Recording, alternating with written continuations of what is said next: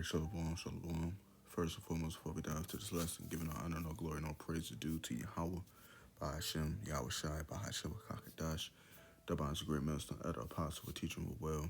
Peace, salutation to the hopeful elect that scatter abroad, and like the other nations, Shalom, Shalom, and Shalom to Sir Akim that's out there making a body a living sacrifice, going out there in the highways, byways, and hedges, proclaiming his truth and teaching 100% truth. Keep doing so to those may be. Shalom, Shalom. And the Shalom to the Sir Aquathium that's out there resting, husbands being a pillar of rest. Keep doing so to those may be. Shalom, Shalom. Yahweh, as being the Heavenly Father, which the word ignorantly calls him God, which his name means in ancient Paleo Hebrew, he is to exist. By Hashem, meaning in the name of Yahweh Shai, being only God the Son of the Heavenly Father, which the word ignorantly calls him Jesus the Christ, which his name means in ancient Paleo Hebrew, he is to save, or who is he is to save and he's to deliver. Who is he coming back to save and deliver? The children of Israel only, and Rakakadash being Holy Spirit or Spirit Holy. All right. And the base of this lesson is basically going into this wicked holiday, Thanksgiving, and basically just diving into the origins of it, and basically going into details of what actually took place, versus what they've been teaching in school when you was in like elementary or high school or whatnot, the traditional type deal of telling you um, what happened during Thanksgiving and stuff like that. Really, it's Thanksgiving, because of the slaughter of our brethren and the sisters of the tribe of Gad, Reuben, and you had Northern Kingdom and stuff like that. That was basically slaughtered, you know, on this day, or on this particular so-called holiday. And the point for this is just, you know, looking and seeing how wicked Esau Edom is, and basically I found this article and basically says the dark truth behind the origins of Thanksgiving, and basically, I know this has been brought out multiple times, but ain't nothing wrong with reiterating what actually took place. And it says the dark truth between the origins of Thanksgiving. The real story isn't what you learn in school. It says most Americans are taught the same story about Thanksgiving, that pilgrims sat together with Native Americans to share a meal and thank them for helping with a successful first harvest. Points if the story you learn also includes an appearance from Squanto or a lesson in fertilizing crops with fish, but most popular retellings of the first Thanksgiving have been proven to be riddled with mistruth, while you may know that on some level was not often discussed in truth about the holiday's history and the effect it has on many Native Americans. So consider this just that, an updated history lesson. Learn why some people choose not to celebrate Thanksgiving and how you can support Native people during the holiday season and beyond. Okay, it says, okay, so what's the real story behind Thanksgiving? You probably have some vague idea that the Thanksgiving holiday is not quite the rosy picture you read about in school, but the real origins of the holiday are not clear cut either. It will give you the best glimpse at what we know, but note there is a lot of information to digest about this issue and a few supposed origins of the holidays, some of them conflicting. This is the most commonly researched and reported story, and it's commonly researched and reported story because of these things are being sought out. The skirt is being lifted upon this place, and that which has been tried to be covered is now being revealed. All right, the Lord is revealing the veil of this place and seeing the wickedness for what it really is.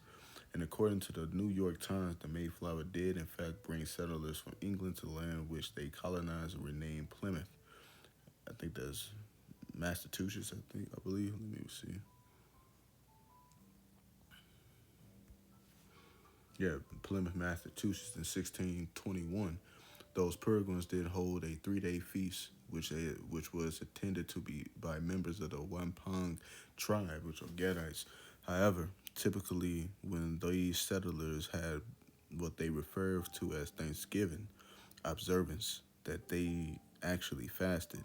So this feast and celebration was known as a rejoicing, according to the New Yorker, with that in mind, this meal actually being viewed as the first Thanksgiving is up for debate with experts.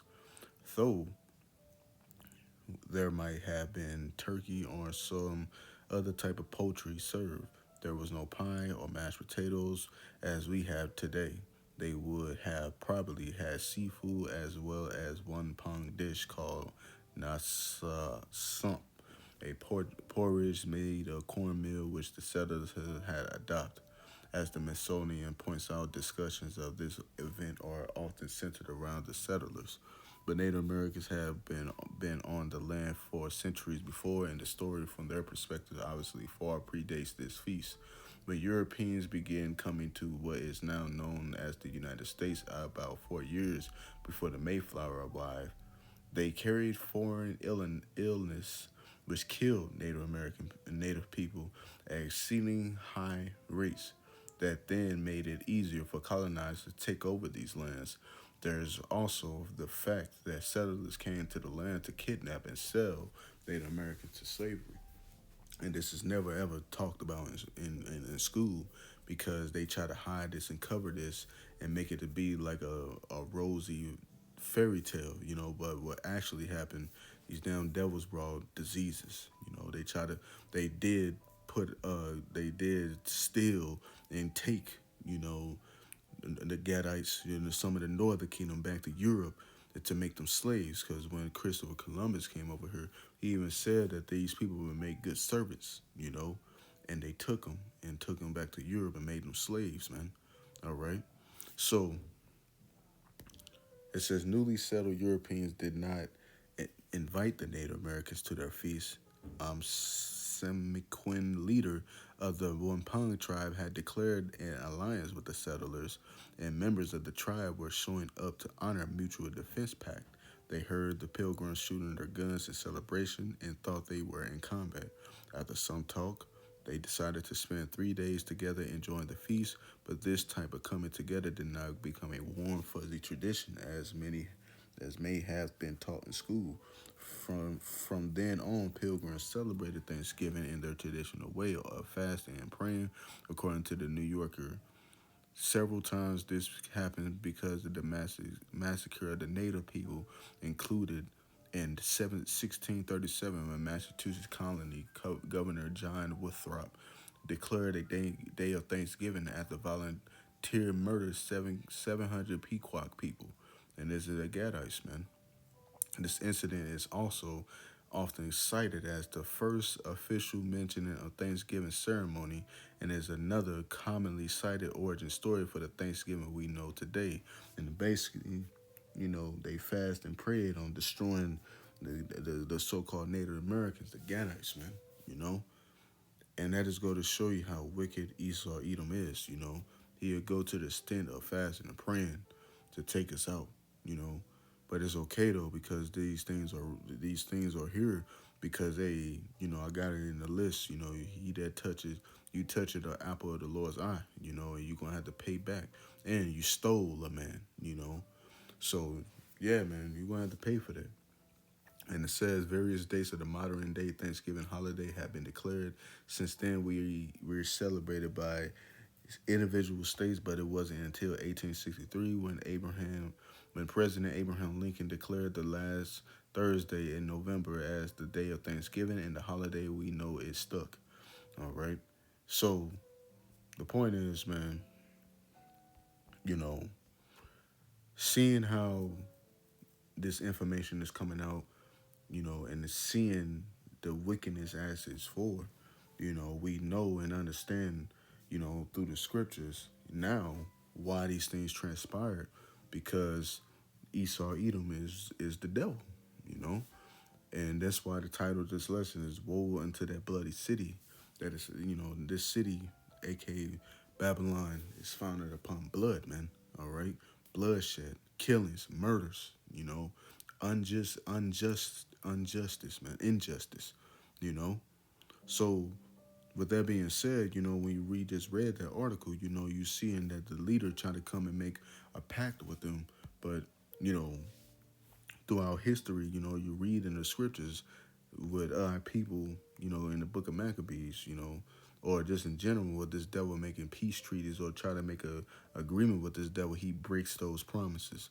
So we go into the book of Psalms, chapter 55, in verse 20.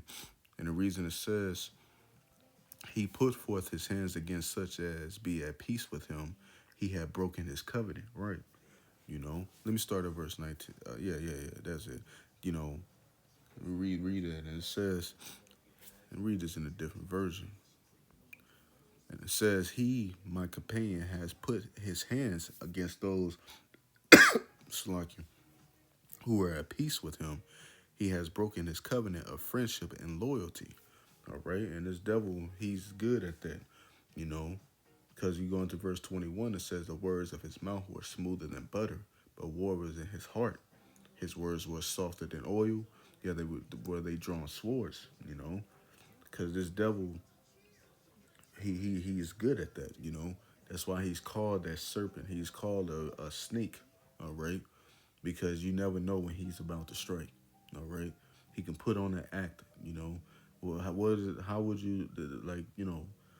A snake is strong when you can't see him. You know, that's how a snake gets you. You know, and our fellow brethren, they fell for that.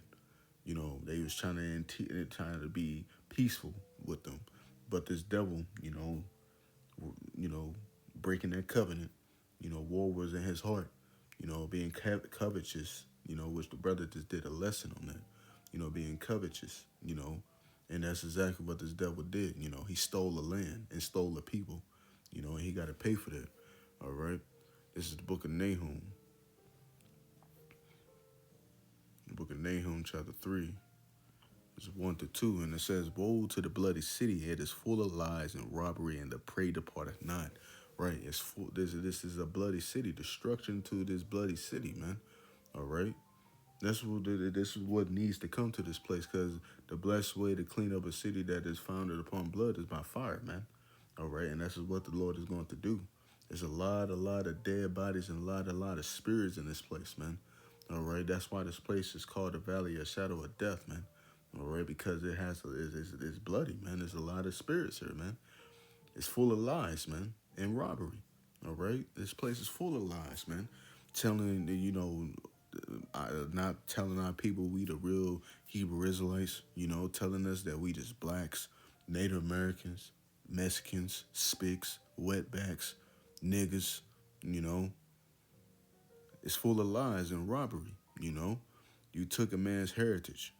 Look at y'all. Look what y'all doing over there in the land, being decrepit and nasty as fuck, man.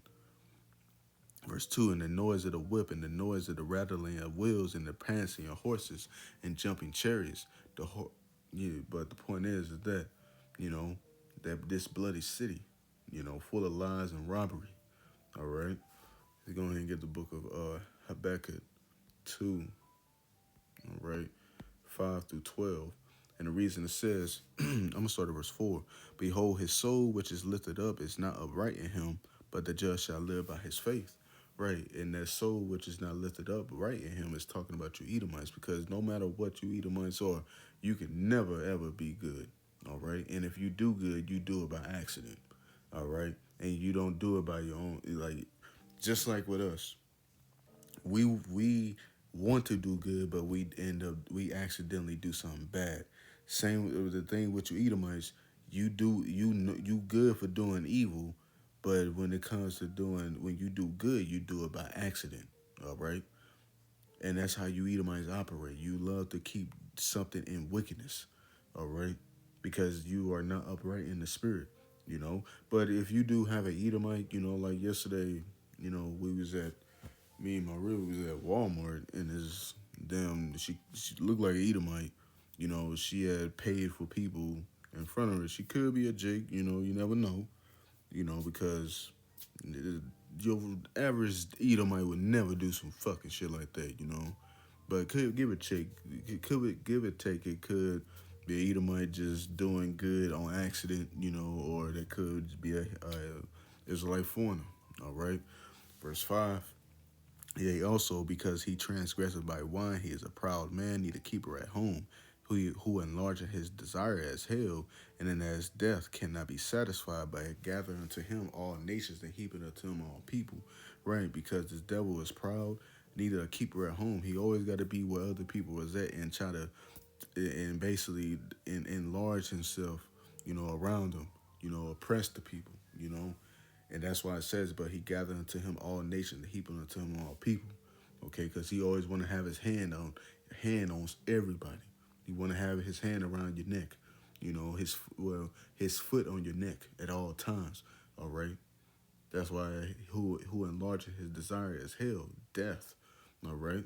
Verse 6, shall not all these take up a parable against him and a taunting proverb against him, say, woe to him that increase that which is not his.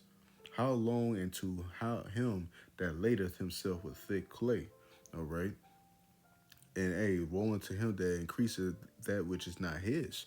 You devil stole this land, man. This was never yours. All right, the Northern Kingdom was already over here, and now you fast forward 100 some years later, you devils want to claim and say this is your shit.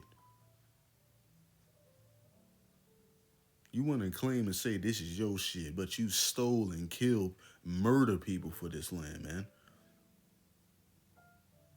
But it's okay though, man, because Yahweh Shemiel Shai is about to come back and open up a can of whoop ass on you fucking people, man.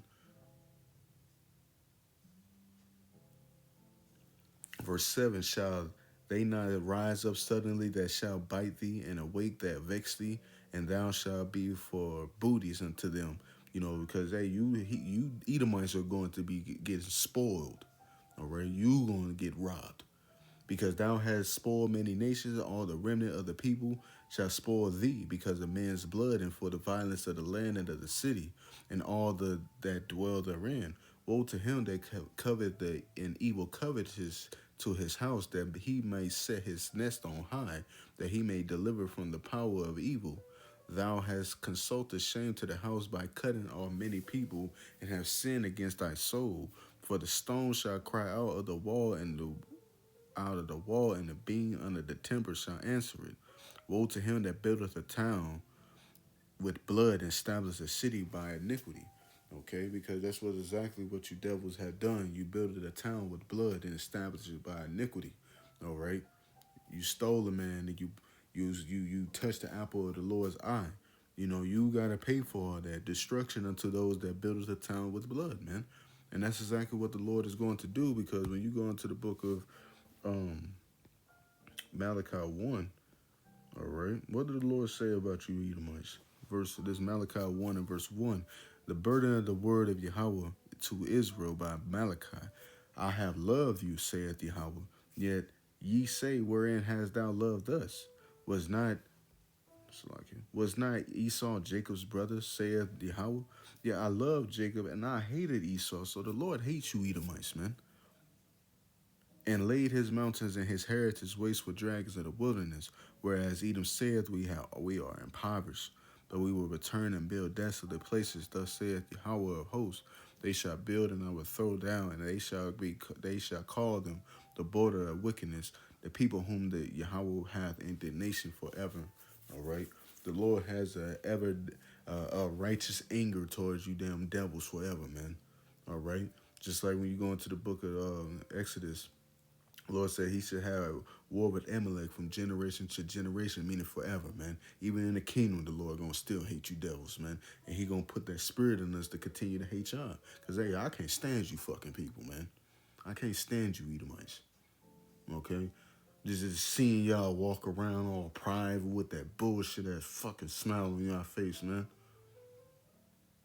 I just can't wait for the Lord to just end this shit, man. Get another one. Zechariah 2 and verse 8. Because, hey, man, I can't wait for the kingdom, man, because all this shit you done to our people, man, hey, man, it's going to come back upon your ass twofold, all right? And we going to meditate terror on what things we going to do to you in righteousness, man. Zechariah 2 and verse 8. For thus saith Yahweh of hosts, after the glory hath he sent me unto the nations which spoiled you. For he that toucheth you touches the apple of his eye. So if you touch us, man, you touching the apple of the Lord's eye, man. And don't think the Lord haven't wrote down every single fucking thing you done, man. Excuse my French, man. Everything. You gotta pay for every little little bitty thing, every big thing that you done towards the Israelites, man. You gotta pay for all that, man. Read the book of Obadiah. That tells you, man, what the Lord is gonna do to y'all. He's gonna eradicate y'all off the face of the planet, man. So have your fucking fun, Esau, man. Because it's when it comes to naught soon, man. Because we at the end of your kingdom, man. All right? That's the news flash. We are at the end of your kingdom, buddy. That's what you eaters might like to say to Jake. I hate when, man. I hate when you Edomites do that shit, man. Brother, buddy. Man, dude. Let's get the last one to sign on off. Deuteronomy 28 and verse 49, because this is part of the curses as well. Deuteronomy 28 and verse 49, Yahweh shall bring a nation against thee far and far from the ends of the earth, as swift as the eagle flieth, a nation whose tongue thou shalt not understand, a nation of fierce continents which shall not regard the person of old, nor shew favor to the young. All right, and that's exactly what you devils did. You show no favor to the person of old, meaning the eldest, and show no favor to the young. You know, read the book of Maccabees, man. Look what they was doing to the babies, man. And still in history, that shit still happen. Feeding our babies to alligators, man. All right, you gotta pay for all that, man. You gotta pay for all that. All right. So with that, I pray and hope this lesson is edifying to those who may watch, giving honor, no glory, no praises to Yahweh, Ba'ashem Yahushua, Ba'ashem Kakadash. Till next time, till next video, Shalom, Kwame Sharella, Baba Ba.